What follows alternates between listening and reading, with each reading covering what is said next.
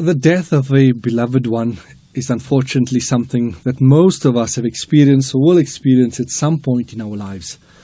It's never easy losing someone you love dearly. It could feel as if your sun has gone and will never rise again. Grief is the natural reaction to loss.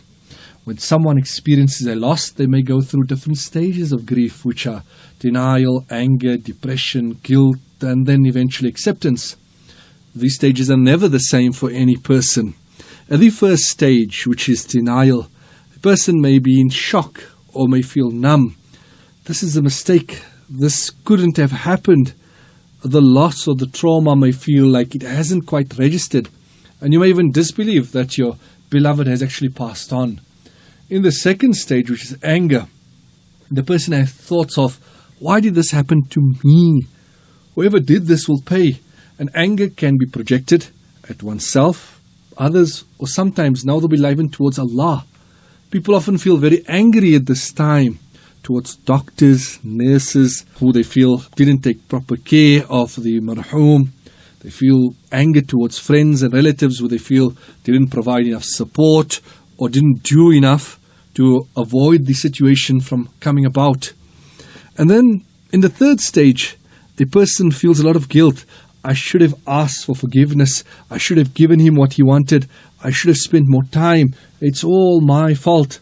People find themselves going over in their minds all these things that they should have done or could have done or they felt they may have done.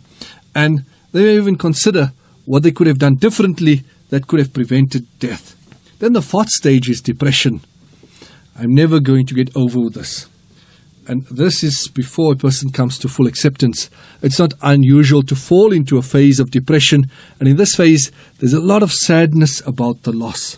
And together, as a person goes through all these phases, there are certain physical reactions that may occur.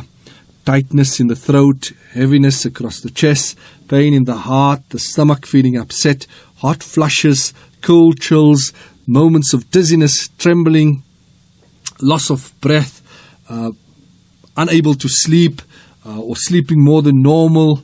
You look in a crowd of people and you're like searching for the face of your beloved, even though you know that your beloved has passed on, and you have difficulty concentrating, sitting unproductive for hours on end, just thinking, confused, making sense. And as time passes on, eventually a person comes to a stage of acceptance. This is the last cycle in the grief process where you accept the loss. Although you're still sad, you slowly start to come to terms with the reality of the situation.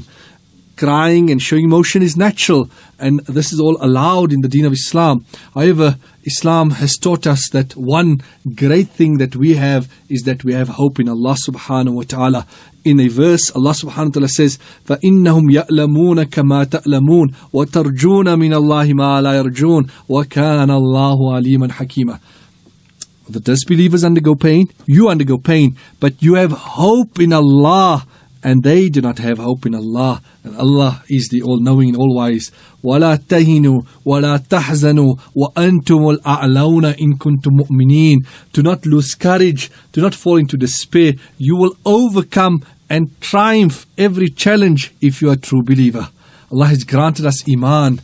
Iman really is that we hand over our affairs to Allah and we accept the outcome. The feeling of sadness is natural when we lose someone beloved in our lives.